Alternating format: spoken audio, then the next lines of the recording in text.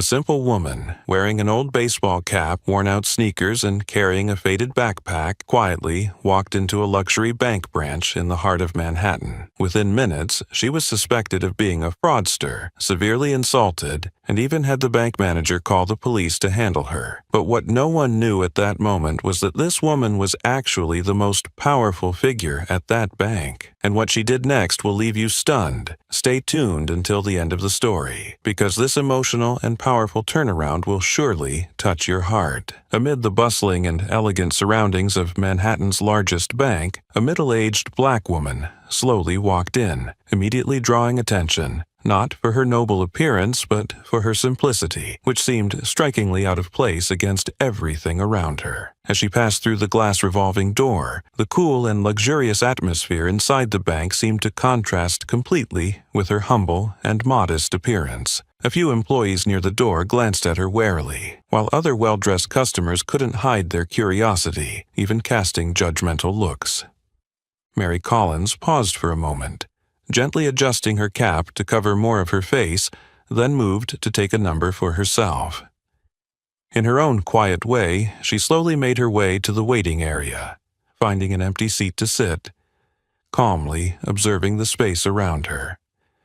No one there knew that her quiet presence was about to shake the most prestigious bank in Manhattan that morning. From the moment she entered, Mary could clearly feel the cold indifference from the staff.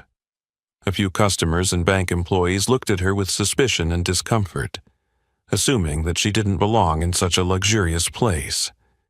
The air quickly became thick, as though her presence was an unwelcome stain in the glossy and expensive space of the bank. At the front desk, a young employee named Jessica Carter, with her perfectly curled golden hair and expensive business attire, shot a look of irritation at Mary that was impossible to miss. Jessica furrowed her brow, exchanged a few whispered words with a colleague, then both of them let out a small laugh, their eyes repeatedly darting toward Mary with malice. Mary remained silent, her gaze fixed on the number ticket in her hand, pretending not to notice. At the corner near the door, a tall security guard stood with his arms crossed, scanning Mary from head to toe, his expression cold but betraying an over-the-top vigilance. In his eyes, a woman dressed like Mary surely couldn't have any legitimate reason to be in this bank. Only trouble was lurking. As Mary approached the waiting area, she accidentally brushed against the luxurious leather chair. A middle-aged woman seated nearby quickly pulled her Louis Vuitton handbag closer to her body, as if Mary might pose a threat at any moment. She shot Mary a contemptuous glance, then turned to the man next to her and whispered just loudly enough for Mary to hear, "I don't know how someone like her even gets in here." Mary heard every word clearly, but she chose to stay silent. Her heart felt a small, invisible wound, a sharp ache deep inside. Old memories from her childhood came rushing back, familiar and painful. She took a deep breath, striving to stay calm, knowing that she wasn't here to argue or make a scene. Her true purpose was far more profound than that, and she wouldn't let those scornful looks shake her determination. Mary glanced around once more, discreetly observing each face, every gesture. Her gaze lingered longer on Jessica Carter, who was still laughing and chatting inappropriately with her colleague. Although Mary was completely anonymous to them now, in just a short while, these people would understand one crucial thing. The attitude they showed today would come at a price they wouldn't soon forget. As Mary continued to discreetly watch Jessica and her colleague, she silently observed the attitudes of the bank staff. She soon realized a painful truth. Black customers, those dressed simply, and especially the elderly, were treated with indifference and disrespect. At the counter a few meters away from Mary, an elderly black man with graying hair and a trembling voice was trying to inquire about his modest savings. However, the female employee in front of him didn't even bother to look up from her computer screen. She responded with curt, impatient remarks, as if she were speaking to an annoying child, leaving the old man looking visibly confused and embarrassed. To Mary's left, another black woman, dressed in a janitor's uniform with tired hands still trembling from exhaustion, quietly told the receptionist that she was unable to operate the number-taking machine. In response, Jessica shot her an indifferent, irritated glance and said, "Ma'am, the instructions are right there. Anyone can do it. Please handle it yourself." The woman could only lower her head in apology, her eyes red from humiliation and shame, feeling the scrutinizing gazes of the other customers around her. Mary clenched her fists lightly, a feeling of discomfort and sadness rising in her heart. Just then, her attention was drawn to a small, elderly woman with snowy white hair, awkwardly standing in front of the number-taking machine. The elderly woman, confused, had shaky hands as she pressed random buttons on the screen but received no ticket. A few employees nearby noticed but didn't bother to help. Without hesitation, Mary stood up and gently walked over to the woman. "Excuse me, may I help you with the ticket?" she asked. The elderly woman looked up at Mary, her pale blue eyes showing gratitude. "Thank you, dear. I'm not familiar with these machines." Mary smiled softly, took the ticket for the elderly woman and led her to a nearby seat. Those around them, including Jessica Carter, were now watching and following Mary's every move with a mix of surprise and scrutiny. Jessica raised an eyebrow, smirking mockingly, and leaned toward her colleague, speaking just loud enough for Mary to hear. "They really belong together, don't they? Poor people just know how to bother others." Mary heard every word clearly, but she silently returned to her seat, her face maintaining its calm expression. Inside, her determination had only grown stronger. That small act was just the beginning, because very soon, everyone who thought they could look down on others in this bank would learn a lesson they would never forget, from the simple woman they were laughing at today. Mary quietly returned to her seat, her gaze still fixed on the elderly woman she had just helped, a feeling both familiar and heartbreaking flickering in her heart. It wasn't by accident that Mary was here today, dressed in a way that made her easily dismissed and ridiculed. Behind this seemingly ordinary simplicity, she was actually Mary Collins, the powerful and influential CEO of the most prestigious bank in Manhattan. Mary's quiet presence this morning was the result of a strong decision she had made after receiving numerous letters and emails from black customers and everyday working-class people. These letters shared a common, painful message. They were always treated with contempt by the bank staff, treated with suspicion and disregard, sometimes even publicly humiliated, simply because of their appearance or clothing, which didn't meet the bank's unspoken standards of wealth. Mary clearly remembered one of the most recent letters, written by a woman named Angela Jenkins, a single mother who worked as a janitor in a nearby building. In the letter, Angela shared that she had cried at the counter when a bank employee had called her a beggar when she sought a small loan to pay for her son's tuition. Mary had read the letter over and over again, each time feeling a deep sadness, as though she were witnessing her own story from decades ago. The past rushed back like a tidal wave, bringing with it vivid images of the difficult years Mary had endured. She had once been a girl growing up in Harlem, where the poor streets and dilapidated houses bore witness to her challenging childhood. She vividly remembered the feeling of being chased away by staff at luxury stores when she was young, the disdainful looks from people around her whenever her mother, a hardworking janitor, brought her into a bank to deposit a few modest savings. Because of those painful memories, Mary had vowed that when she became the head of the bank, she would do everything in her power to change the discriminatory attitude that so deeply troubled her. Yet, what hurt Mary the most now was that despite all her efforts to implement new policies and carefully train her staff, the complaints kept coming, as though everything she tried to change was just a surface-level fix, and the prejudices and contempt still simmered within many employees, especially people like Jessica Carter. That's why Mary decided that today she would no longer sit quietly in her office.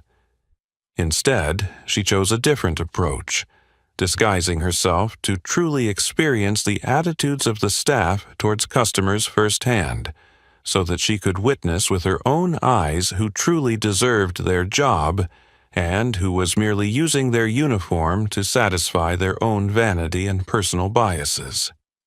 Sitting quietly in the waiting area, Mary knew that in just a few moments she would begin the next steps of her plan. And when her true identity was revealed, those arrogant people would have to face a lesson they could never have imagined. Sitting quietly in the waiting area, Mary's gaze briefly wandered through the polished glass windows of the bank, looking out at the bustling traffic rushing along the street. Amid the dazzling surroundings of downtown Manhattan, her heart was unexpectedly pulled back to a distant past, to the narrow streets and old houses of Harlem, a place she once called home. The memories of her difficult childhood came flooding back, each fragment of her past unfolding like a slow-motion film before her eyes. Harlem, where she grew up, was nothing like the place she sat in now. It was a poor neighborhood, with old apartments, cracked walls stained with dampness, and streets littered with trash. Life here had never been easy, and for Mary, it was even harder than for other children her age. Both of Mary's parents were working class. Her father, Joseph Collins, was a construction worker, spending his days exposed to the harsh sun and cold rain. Mary clearly remembered her father coming home every night with his clothes covered in cement dust, his hands rough with calluses, and his shoulders heavy after a long day of hard labor. Despite being exhausted, he never complained, not once. In Mary's memories, he always smiled gently when he came home, no matter what challenges he faced that day outside the construction site. Her mother, Loretta Collins, worked as a janitor at a local school. Her job was to clean every day, a grueling task that few people valued. Mary had often seen her mother scrubbing filthy restrooms and sweeping long, empty hallways well into the night. The image of her mother returning home at midnight, her hands rough, hair matted with sweat, eyes tired yet still shining with hope, always filled Mary with both sorrow and admiration. Though her parents worked tirelessly, their family still lacked so much. There were nights when their meal consisted of old bread and a can of soup. On cold winter nights, Mary would cling to an old worn-out blanket, feeling the cold drafts sneak through the gaps in the old windows, quietly hearing her parents' sighs from the room next door. Those memories were etched deeply into her mind, like invisible scars that time could never erase. The material deprivation was hard enough, but the emotional toll that Mary and her family endured was even more painful. From a young age, she felt the discrimination and prejudice of those around her. One time, when Mary went with her mother to buy a new dress for her 8th birthday, the store clerk coldly told them, "We don't serve people like you here." Her mother said nothing, just gently took Mary's hand and silently walked out of the store. But Mary, just 8 years old at the time, cried all the way home. Another painful memory was when she went with her father to the bank to withdraw a small amount of money from his meager savings. The bank was crowded that day, and her father, in his old work clothes, still covered in cement dust, awkwardly approached the counter. The bank employee looked at him with disdain and asked rude questions, as if she didn't believe a man like him could have a savings account. Her father, who was always proud and strong, had to lower his head and apologize to the bank employee for not filling out the form correctly. Mary stood by, tears streaming down her face, unable to stop them, as she watched the strongest man she knew being disrespected and looked down upon. It was in that moment that Mary promised herself she would never let anyone disrespect her family again. She understood that only success and status could change her circumstances and protect those she loved, and from that day on, Mary always reminded herself that her life would not be defined by poverty. She decided she would work harder than anyone else to rise above, to escape the vicious cycle of discrimination and injustice. From then on, despite the difficult circumstances, Mary persevered in her studies. She seized every small opportunity, every old book she could borrow from the library, every hour spent studying under the streetlights when the power was out because her family couldn't afford to pay the bills. With her strong will and exceptional intelligence, she earned a scholarship to a top university in New York, slowly rising, leaving behind the hardships of her Harlem childhood. Those memories had never faded in Mary's mind. Though she was now the powerful CEO of Manhattan's most prestigious bank, the tough years of her childhood were the foundation that kept her humble and empathetic. She knew she had to use her power to change perceptions, to eliminate the prejudices that still lingered in society, and especially within her own bank. Today, as Mary disguised herself as an ordinary woman and entered the bank, she knew exactly what she was doing. She wasn't just here as a leader gathering insights, she was here to make a strong statement that she had never forgotten where she came from and had never lost her empathy for the vulnerable in society. Mary looked around the bank once more, her gaze growing stronger and more determined than ever. Now, with power and strength in her hands, she knew it was time to make the truth clear, to return justice to those who had been looked down upon, just like her parents had been so many years ago. In just a few minutes, everyone in this bank, especially those who arrogantly looked down on others, would have to face a truth they couldn't possibly have imagined. And Mary, deep in her heart, knew that this would be the first step in fulfilling the quiet promise she made as an 8-year-old girl, through tears and fierce hope, under the streetlight in the Harlem neighborhood all those years ago.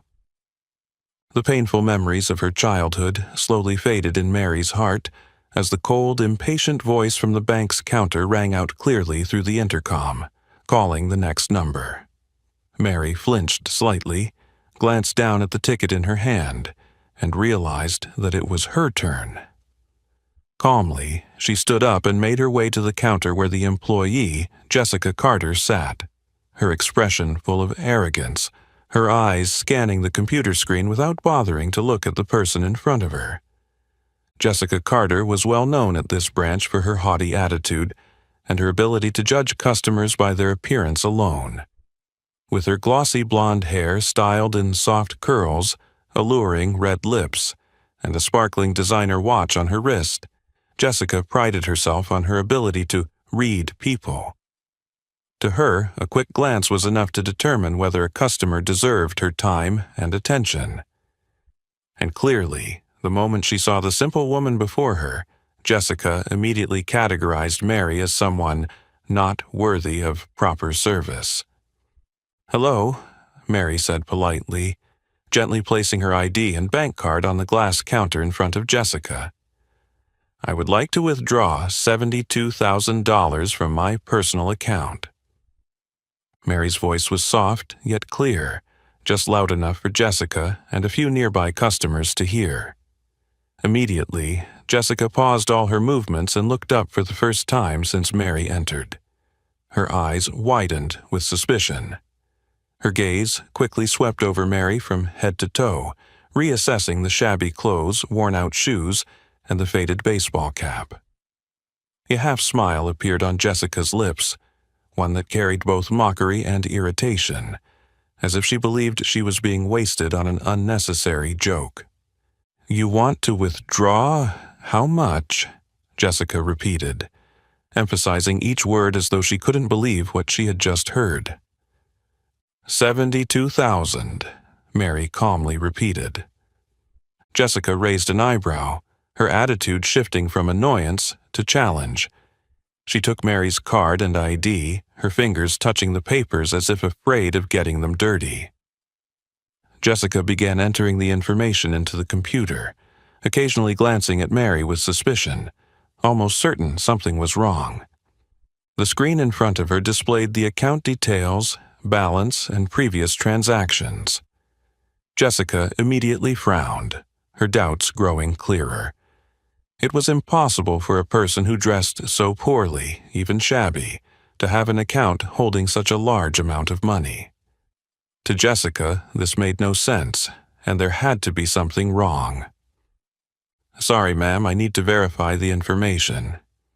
"Please wait a moment," Jessica said coldly, picking up the internal phone and immediately calling the bank manager's office, Mr. Daniel Harris. Daniel Harris didn't take long to come out of his office.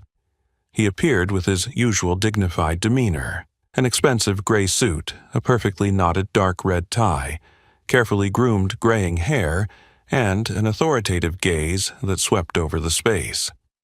Daniel was a senior manager at this branch, famous within the company for his effective management and decisive attitude, but also known for maintaining a cold and unyielding distance from those he deemed unworthy of proper service.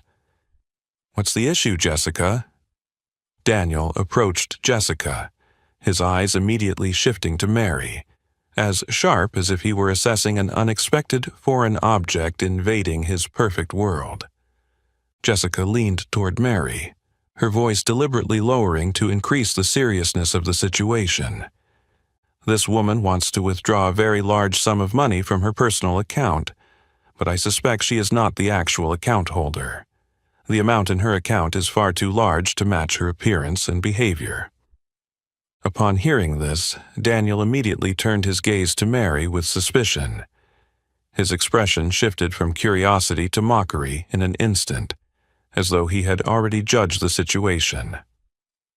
"Hello, Mrs. Collins," Daniel said, deliberately reading her name with a clear note of doubt. "You understand that this is a large transaction, and I'm sure you know that we need to verify this very carefully."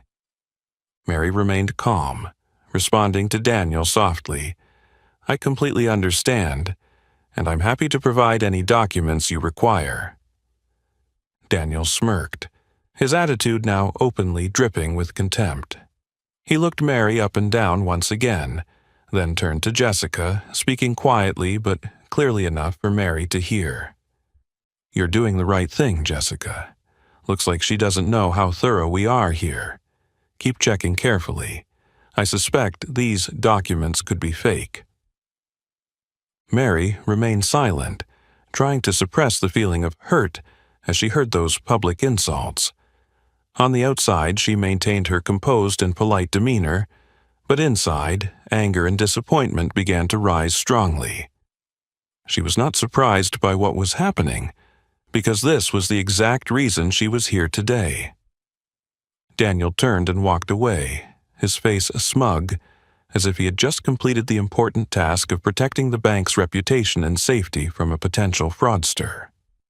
With her manager's backing, Jessica became even more confident, openly treating Mary with increasing disdain. "Please wait a little longer. We will verify your information," Jessica said in a cold tone, her eyes downcast at the computer screen, leaving Mary to stand in silence, subject to the skeptical and judgmental stares of the other customers around her. Mary took a deep breath and patiently stood there.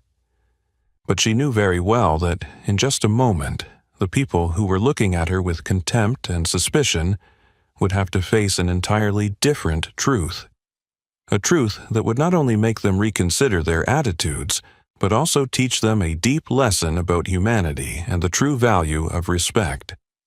The atmosphere inside the bank seemed to drop, an unusual silence enveloping the entire transaction area as Daniel Harris returned, his face full of arrogance and self-satisfaction, as though he had just completed an important mission, His cold, sharp eyes scanned the customers waiting in line, finally stopping, locking onto Mary with an expression that couldn't have been more full of contempt and mockery.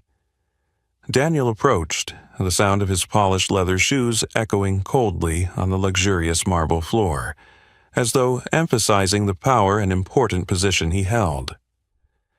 "Mrs. Collins, or whatever name you're using," Daniel began sarcastically, speaking loudly enough for everyone around to hear. "I think you should stop this little joke right here. Our bank is not a place for you to play this kind of fraud." His words were clear, each one like an invisible knife cutting through the silence, causing all the customers present to turn and look at Mary with a mix of curiosity and suspicion. Several people began whispering, some scrutinizing the simple-dressed black woman standing at the counter. Mary maintained her calm expression, trying to control the rising emotions within her. She spoke gently to Daniel, her tone still soft and polite. "I can understand your caution, Mr. Harris, but I assure you that all the documents I have provided are legitimate. You may verify them directly with the banking system to get a clearer picture." Daniel sneered, shaking his head as though hearing a laughable, absurd story. "Verify? Do you think I haven't done that already? Ma'am, the issue here isn't the paperwork. The issue is you, someone like you." He paused, scanning Mary from head to toe once again. "How could you possibly have such a large sum of money? I'm sorry, but this is just too absurd." Jessica, standing behind Daniel, flashed a smug smile. She was clearly pleased with her superior's hard-handed and somewhat insulting treatment of the customer she considered a nuisance. Several other employees began to gather around, as if watching an interesting play unfold before them. A nearby customer whispered loud enough for those beside them to hear, "I never thought I'd see something like this in such a fancy bank." The remark made Daniel even more self-satisfied, believing he was doing the right thing to protect the bank's reputation and safety. "Mrs. Collins," Daniel continued with unmasked derision, "if you're truly innocent, as you say, you wouldn't mind waiting for the police to come and check, would you?" The whispers around them immediately fell silent as the word police was emphasized. All eyes were now on Mary, waiting for her reaction as she stood at the center of the curious and skeptical crowd. Mary looked directly into Daniel's eyes, her voice still calm but firm enough for everyone to hear. "Of course, I'm willing to cooperate, but before you call the police, I hope you'll double-check the information on my account. I don't want to cause unnecessary trouble for anyone." Daniel ignored Mary's sincere suggestion. Instead, he turned sharply to Jessica, his voice now a clear command. "Jessica, call the police right now. Tell them we have a suspected fraud case with forged documents at the downtown branch." Without hesitation, Jessica picked up the phone, dialing the number while casting a victorious glance at Mary. Daniel stood there, arms crossed, wearing a smug smile as if he had just won a battle. The surrounding customers began to stir, some even pulling out their phones to record the strange scene unfolding. Mary stood there, feeling the eyes of everyone around her. Her heart seemed to weigh heavily in her chest. She wasn't angry anymore, only deeply disappointed and heartbroken.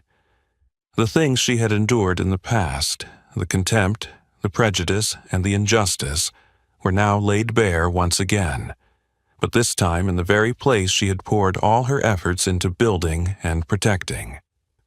Daniel took another step forward, standing closer to Mary, leaning down and speaking loudly enough for those nearby to hear his mocking words. "I don't know what you were thinking when you chose our bank to carry out this act, but clearly you've underestimated our ability to manage things, Mrs. Collins." Mary lifted her head and looked directly into Daniel's eyes, her gaze still calm but full of determination. She knew that just a moment longer, and all the mockery, doubt, and arrogance would come crashing down before the truth she was about to reveal. Outside, the sound of sirens grew louder, drawing nearer, signaling that the tension was about to reach its peak. Daniel stepped back slightly, standing straight, his eyes focused on the door, waiting for the police to arrive and deal with the woman he believed to be a reckless fraud. Mary remained in place, her heart ready for the next moment. Part of her felt sorrowful that things had to be clarified in this way, but she understood that this was necessary. And when everything was exposed, not just Daniel, Jessica, or the people watching her now, but the entire bank would have to learn a profound lesson they never expected. The sound of the police siren stopped right in front of the bank, quickly breaking the tense silence that had enveloped the entire branch. Two tall officers stepped inside, their faces bearing the usual sternness when responding to an emergency call. The curious eyes of the customers were all focused on the entrance, with every step echoing loudly on the marble floor, further intensifying the anticipation. Daniel Harris, now feeling even more confident with the arrival of the police, quickly approached them, shaking their hands with great formality, then immediately pointed at Mary, raising his voice so that everyone in the bank could hear. "Officers, this woman is attempting to commit financial fraud at our bank. She's using fake documents to withdraw a large amount of money, up to $72,000.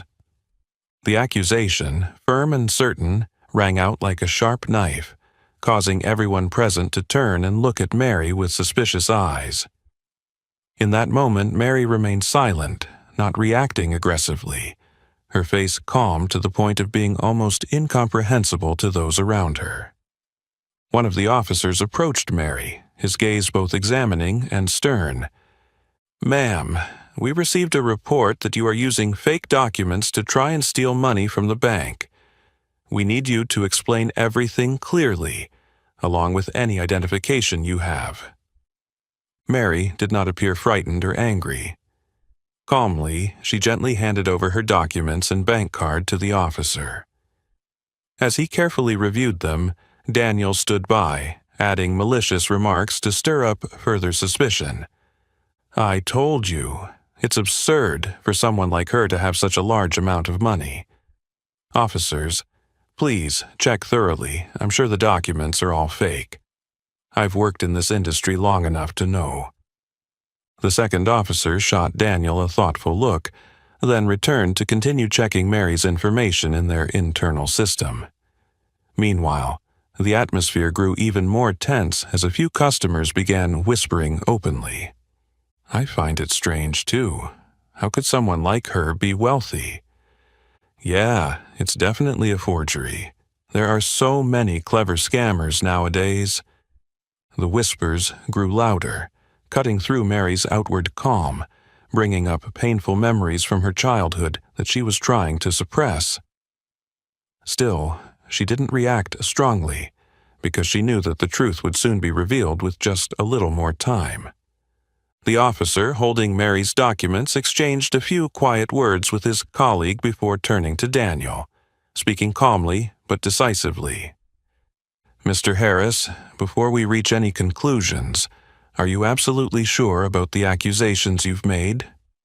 We need to confirm everything clearly to avoid serious misunderstandings."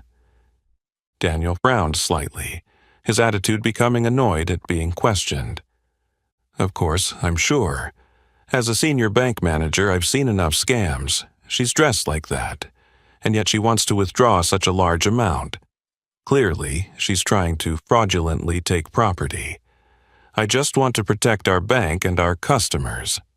His words stirred up even more suspicion from those around them. A few cold stares continued to fixate on Mary, as if she had already been convicted. Jessica stood behind Daniel, clearly pleased with how her superior was handling the situation. For her, this was proof she was right from the start in doubting Mary. Mary quietly observed all of this, her heart aching at the careless words and unkind glances. But she also understood that In order to truly change the perceptions of these people, this was the most crucial moment for her to endure. She spoke softly, yet firmly enough for everyone to hear. "Officers, I fully understand your responsibility and your job. I just ask that you check thoroughly before reaching any conclusions. I don't want anyone to be harmed due to hasty judgments." The officer looked at Mary more intently, his gaze seeming to soften a little in the face of her calm and extraordinary composure. However, Daniel once again interrupted, his voice provocative. "Come on, stop playing the game. I'm sure the police will quickly confirm the truth, and then you won't have any chance to defend yourself." Mary didn't react to the provocation. She stood still, patiently waiting. In her heart, she knew that what was happening today wouldn't just be about clearing her name, but also a great lesson for all the bank's employees, especially Daniel and Jessica, to reflect on their behavior and attitudes.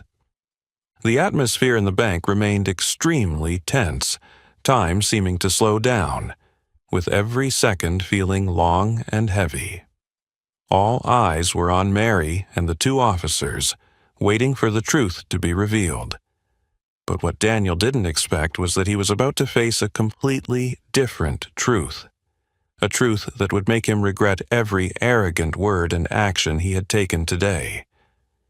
In the suffocating tension of the moment, Mary slowly looked up, her gaze calm as it met the two officers who were patiently waiting, and Daniel Harris, who was still standing nearby with an expression of smug satisfaction. Silence engulfed the vast space of the bank, and the murmurs of gossip slowly faded, eventually disappearing altogether, giving way to the taut silence of anticipation. Mary, with a composure that seemed almost unshakable, gently broke the eerie stillness. "I would like to speak with Mr. Harris and the officers here in private, before the situation escalates any further." Her voice was soft, yet it carried a distinct firmness that made the two officers exchange a glance and nod in agreement. Daniel furrowed his brow, a mix of surprise and suspicion at Mary's request. Yet his smugness remained, as he was certain the woman before him was simply attempting to delay the inevitable. The small group moved to a separate corner near the transaction counter, far enough to avoid prying eyes, but still close enough for everyone in the bank to observe their interactions. Daniel tilted his chin arrogantly, his voice cold, yet tinged with clear mockery. "Mrs. Collins, what do you want to confess now? Honestly, you've wasted enough of our time." Mary did not respond immediately.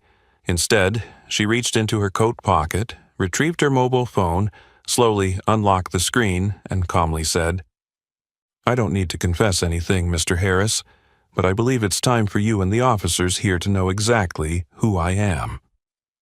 Daniel raised an eyebrow, his expression shifting into one of doubt and impatience. But before he could speak further, Mary raised her phone towards him and the two officers. Her gaze remained serene, composed, as she gently added, "Please take a look at my digital ID.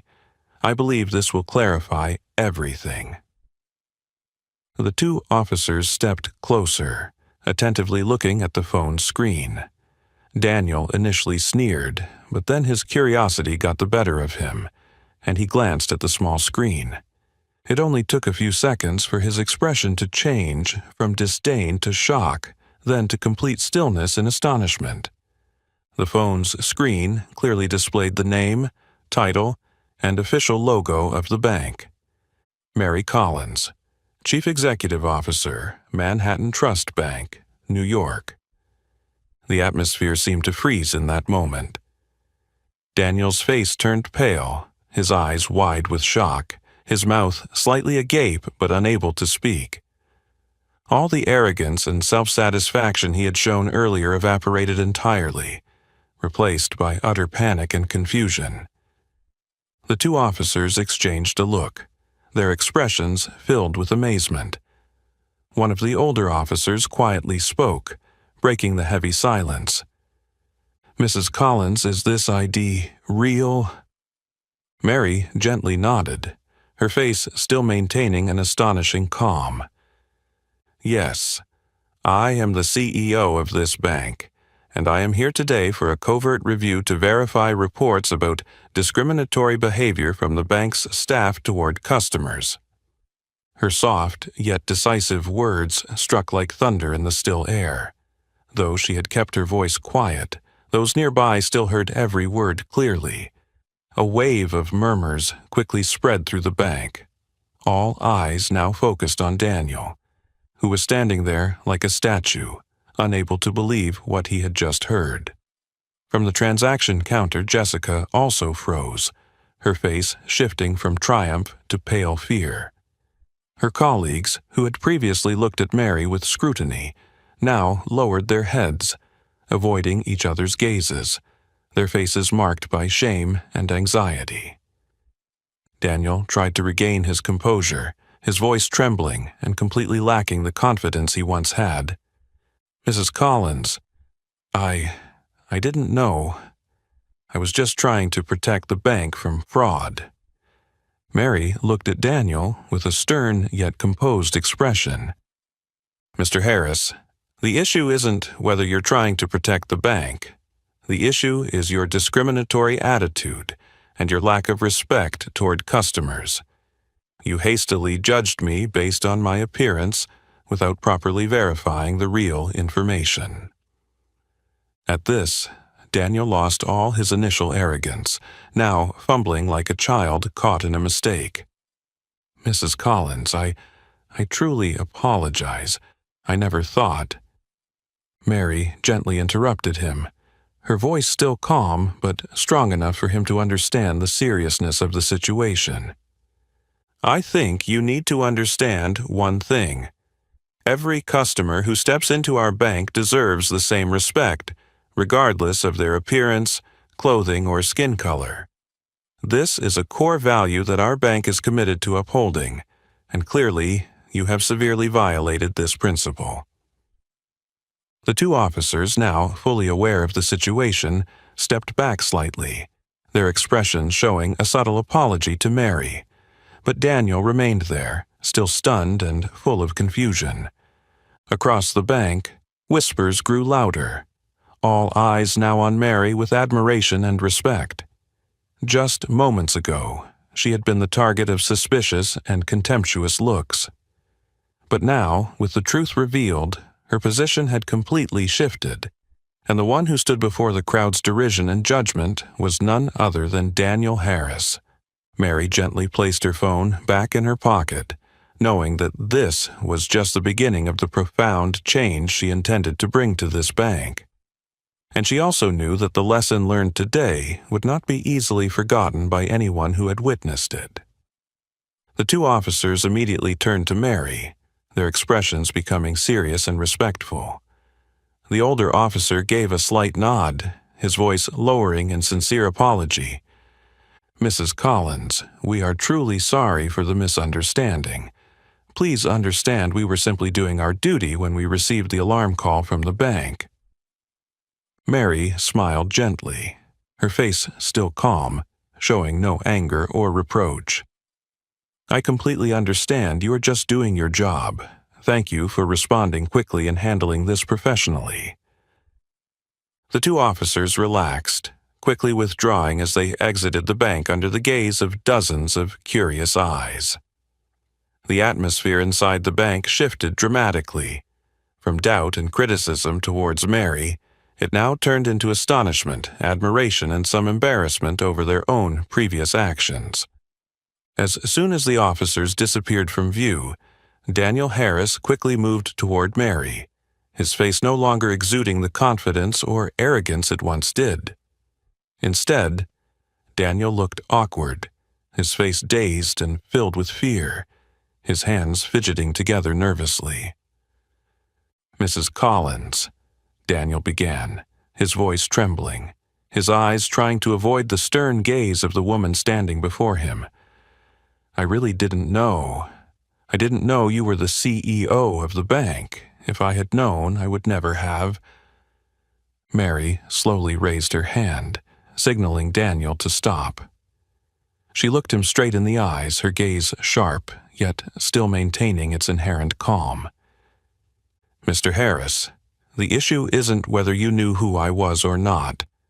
The real issue is the attitude and the way you treated me simply because of my appearance and skin color.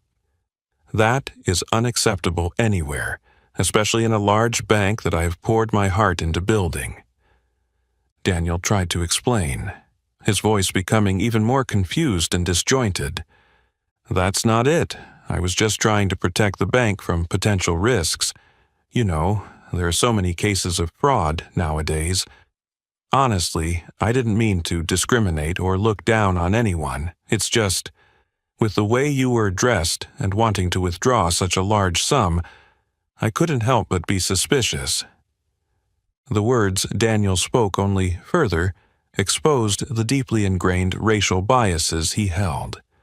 The crowd of customers and bank employees nearby stood in silence, each awkward word from Daniel cutting into his own dignity, making him further harm his own reputation. Mary remained incredibly calm, listening to Daniel and then speaking gently but firmly. "Mr. Harris, your words and thoughts just now are the clearest evidence of what I am trying to change in this bank. You've inadvertently revealed your own prejudices. Those biases are the root cause of today's issue." Daniel stiffened, his face now a mixture of fear and shame. All the confidence and arrogance he had shown earlier evaporated completely. His eyes avoided the gaze of those around him, but no matter how hard he tried, he could feel the disappointment and disdain from his colleagues and the customers nearby. Jessica Carter, standing nearby, was now in even more of a panic. She stepped back, lowering her head, trying to avoid Mary's stern gaze. All the arrogant, self-satisfied expressions she had earlier now vanished, replaced by a pale and fearful face as she realized the consequences of her own thoughtless actions and words. Daniel tried once more to salvage the situation, his voice weak and almost pleading. "Please, Mrs. Collins, I beg you to give me a chance to correct the mistake I made today. I will immediately organize a meeting with all the staff to correct our customer service attitudes and ensure this never happens again." Mary looked at Daniel for a long moment, her gaze thoughtful but tinged with disappointment. "I believe what happened today is not the first time you've had this attitude, Mr. Harris. If it were just a simple mistake, I wouldn't be here today. In fact, the letters of complaint and concern that have reached me are increasing, and they all directly relate to the branch you manage." Daniel froze, his face draining of color as he heard Mary's words. Her voice was authoritative, each sentence ringing out strongly, making Daniel feel like he was standing trial as the defendant. "You've had many opportunities to change, but you've overlooked them all. You've always believed that your power and position were enough to hide the biases you carry within. But the truth is, those things can never be hidden forever." Daniel fell completely silent, knowing he no longer had any defense left. The looks from everyone around him had shifted from admiration to obvious disappointment and contempt. Everyone in the bank was waiting for the next decision from the powerful woman standing before them. Mary gently looked around, fully aware that this was the crucial moment for changing the work culture within the bank she led. She turned back to look Daniel straight in the eyes, her voice becoming more stern than ever. "I think you need to take some serious time to reflect on yourself, Mr. Harris. What you've shown today hasn't just hurt me, but it's also hurt our other customers, those who have been treated unfairly and disrespectfully for so long." Daniel stood motionless, unable to say anything further. The entire bank had fallen into silence, and everyone understood that, from this moment forward, things would never be the same. For Mary, she knew this was just the beginning of the long journey ahead, a journey to completely erase the biases and discrimination that still lingered in the hearts of people like Daniel and Jessica, to restore fairness for everyone. The tense silence that had gripped the entire bank was suddenly broken by Mary Collins' soft yet decisive voice. Her gaze remained calm, but this time there was an added firmness that was unshakable. Slowly, Mary reached into her coat pocket, pulling out her mobile phone. Her movements were deliberate and slow, causing everyone to hold their breath in anticipation of what she would do next. Daniel Harris, standing nearby, had completely lost the usual confidence he exuded. He was fidgeting, his eyes filled with confusion and fear. Every passing second felt like an eternity for him, the suffocating feeling of wanting to escape, yet his legs wouldn't move. Beside Daniel, Jessica Carter stood frozen, her face pale, trying to avoid Mary's piercing gaze, as though waiting for the storm she feared was about to hit. Without hesitation, Mary initiated a video call to the bank's Human Resources Director, Andrew Peterson. When the connection was made, Andrew's serious face immediately appeared on Mary's phone. He was slightly surprised upon recognizing the background behind Mary, which was the busy Manhattan branch, but quickly regained his composure, as expected from a high-level executive. "Mrs. Collins, is there something I can assist you with?" Mary turned the phone toward Daniel and Jessica, ensuring that Andrew could clearly see both of them on the video call. Her voice was clear, without hesitation, but full of authority. "Mr. Peterson, I'm standing at the Manhattan branch, and I regret to report to you that we have a serious issue regarding professional ethics here. Manager Daniel Harris and employee Jessica Carter have acted with severe discrimination toward a customer, specifically myself, as I am disguised as an ordinary person. Their actions not only personally insult me, but they also cause significant harm to the reputation of our bank."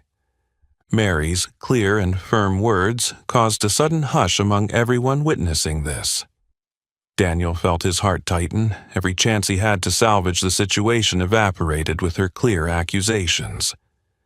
Jessica was on the verge of tears, her hands trembling as she tightly clenched them together, her face showing pure regret and fear.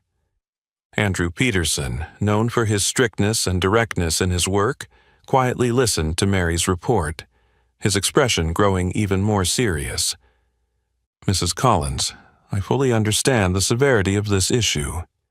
Please let me know your decision, and I will act immediately." Mary took a deep breath, her gaze now fixed on Daniel, her words coming out strong and clear. "I request that you immediately begin the process of firing Mr. Daniel Harris for serious violations of professional ethics. I cannot accept someone like him continuing to represent our bank." Mary's words hit like sharp knives, leaving Daniel motionless. His face turned pale, cold sweat beginning to bead at his temples. He opened his mouth as if to speak, but no words came out. Mary's authority made him realize that he no longer had a chance to fix his mistakes. Mary then turned her gaze toward Jessica, her voice still calm but no less firm. "As for employee Jessica Carter, she should be suspended effective immediately while a thorough investigation into her actions is conducted. I want this matter to be fully clarified and handled in the most fair and transparent manner." Upon hearing this, Jessica's tears began to fall, her shoulders shaking. She tried to say something, but her voice caught in her throat, unable to form words. In that moment, all the arrogance and self-satisfaction she had earlier vanished, replaced by pure fear and regret. Andrew Peterson nodded quickly, not hesitating to respond to Mary's request.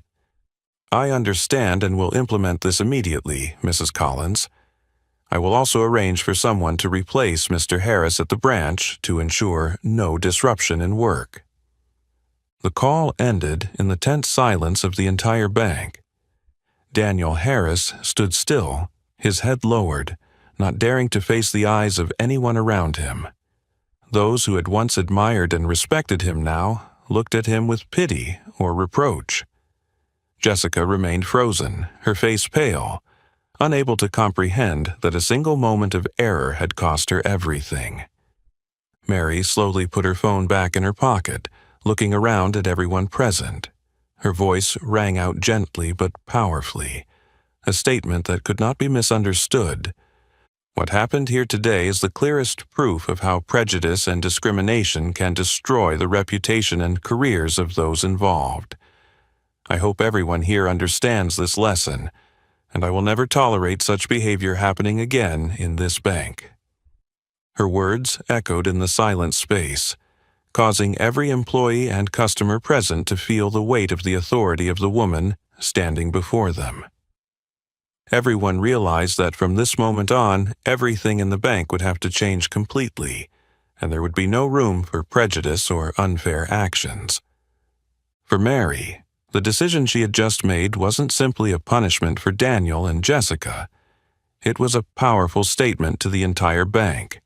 She would do whatever it took to ensure that the dignity and self-respect of every customer would always be upheld.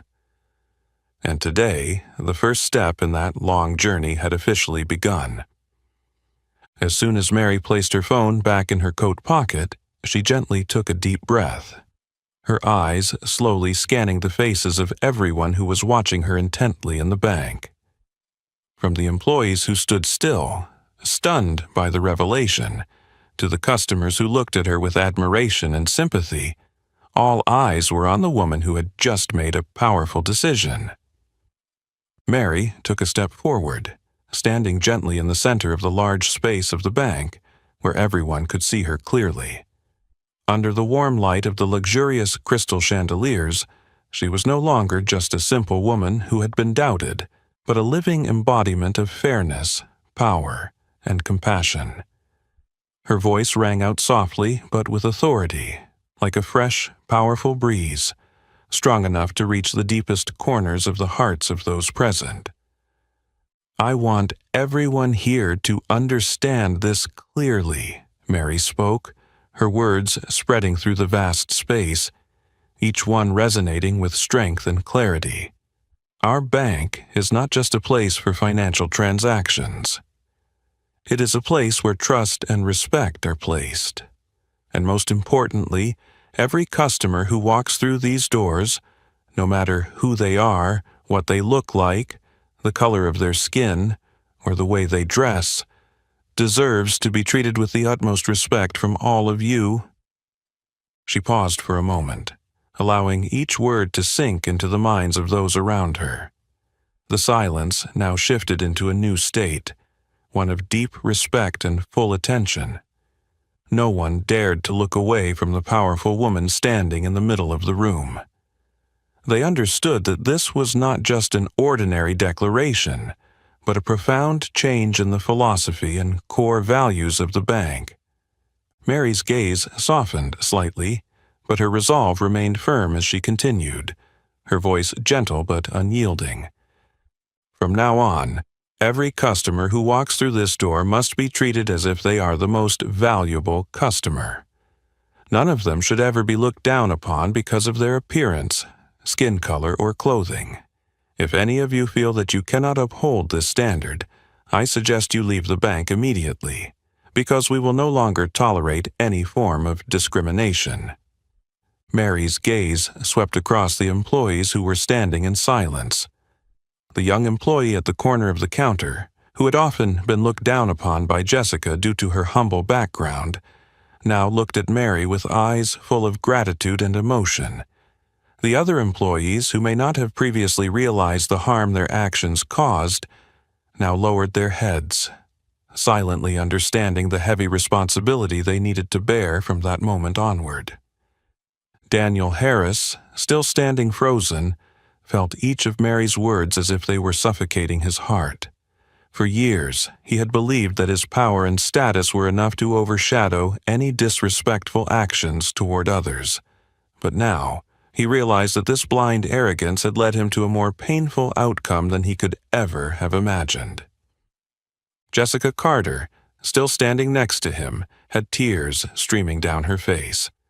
She was not only in pain from the consequences of her wrongful actions, but also from the realization that she had allowed trivial prejudices to influence how she treated others, losing all sense of compassion and basic kindness. Mary looked at Jessica, her voice softening, full of empathy yet still resolute. "I know these changes won't be easy, but the most important thing is that we must recognize our mistakes and never repeat them. This is not just a rule, but a commitment to all the customers who have trusted us and chosen us."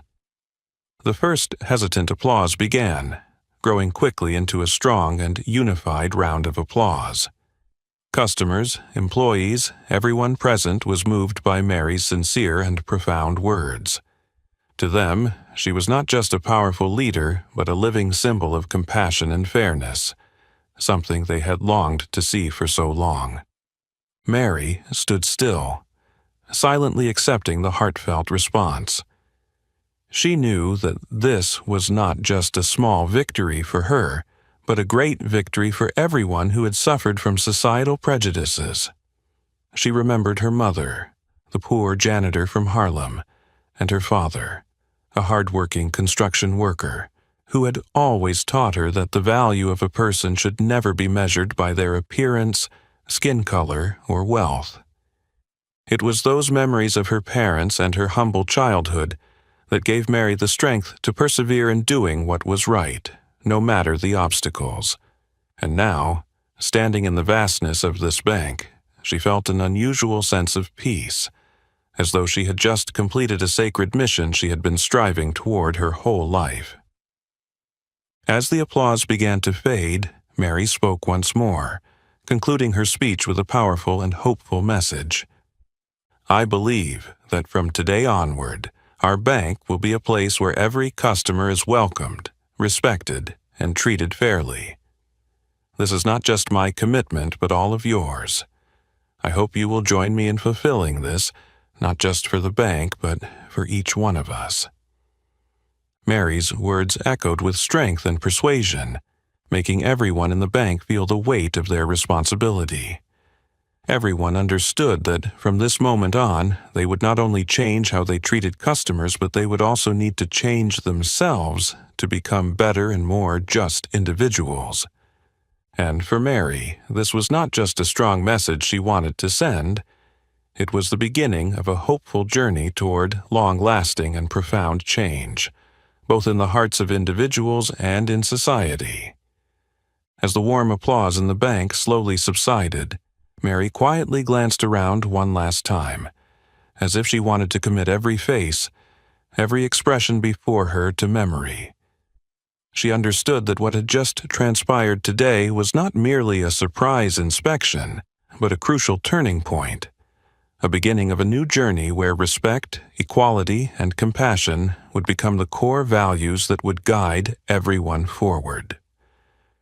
Before leaving the bank, Mary's gaze involuntarily lingered at the corner of the waiting area, where the elderly woman she had helped earlier still sat quietly. The woman's eyes were filled with emotion as she looked at Mary, her eyes glistening with tears, as if she could feel the profound value of Mary's words and actions today more than anyone else. Without hesitation, Mary gently walked over to the elderly woman, each step filled with care and sincerity.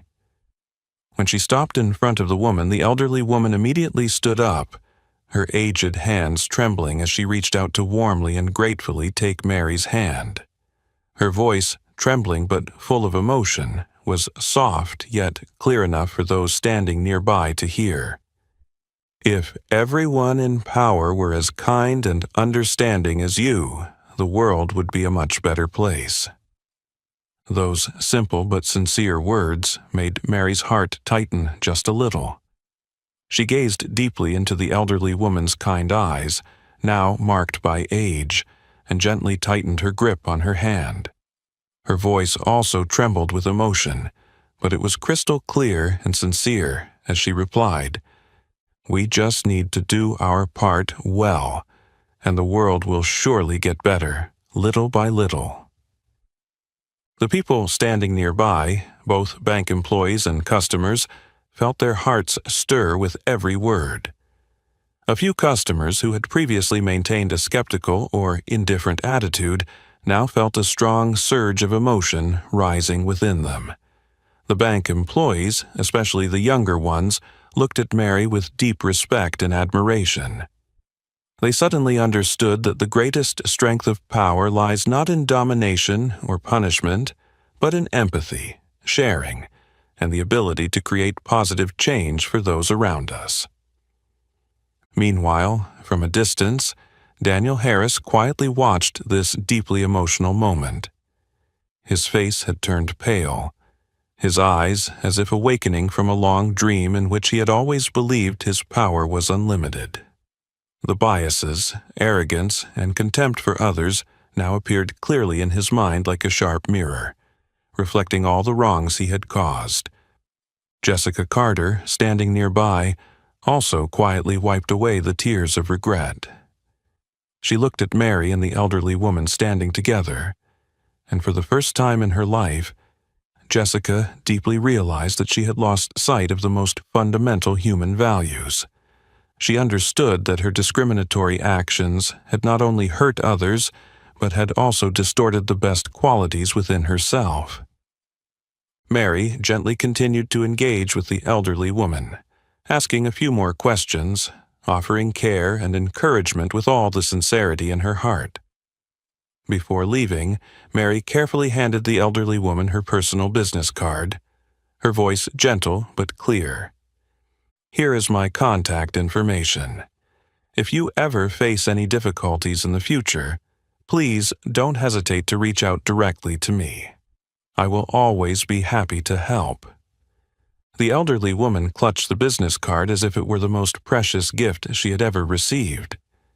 Her eyes were filled with tears as she softly and tremblingly responded, "I truly thank you so much, Mrs. Collins. Today, you've not only helped me, but you've also helped all people like me realize that we are worthy of respect and love." Mary smiled warmly, nodding gently, and then slowly turned to leave the bank. Each step she took radiated confidence and genuine pride, knowing that what she had done today was not merely a personal action, but a powerful declaration of compassion, fairness, and social responsibility that all people in power must embody. As Mary passed through the bank's glass doors, a gentle stream of morning light from Manhattan poured down on her, as if nature itself was congratulating her for what she had just accomplished. She paused for a moment, feeling the soft warmth of the sunlight, and her heart felt lighter and more at peace than ever before. The people in the bank remained standing in silence for a long while after she left, as if they still couldn't quite believe what they had just witnessed. But deep in their hearts, they all understood that they had just witnessed something extraordinary, an event that not only inspired them but also made them reflect on themselves, realizing that the best change begins with the kindness and compassion of each individual.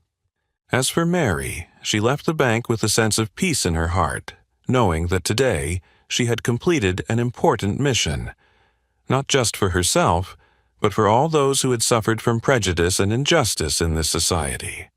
The gentle morning sunlight of Manhattan continued to fall softly on the busy streets, but inside the bank, those who remained seemed to still be reeling from the deep impact of what had just occurred. The moment Mary stepped out through the glass doors, everyone felt a strange, unexpected sense of awakening, a realization they hadn't anticipated. What seemed like a simple story of a woman dressed plainly, walking into the bank had now become the most vivid symbol of change. Immediately following the event, Mary Collins directed the implementation of a comprehensive overhaul campaign, unprecedented in the bank's history. She knew that while specific actions, no matter how significant, were just the beginning, the real change would require new, clear, and decisive policies to alter the deep-seated attitudes and behaviors of every employee. Just days later, an official notice from Mary was sent out to all bank branches across the system, clearly stating that any form of discrimination would be met with the strictest penalties.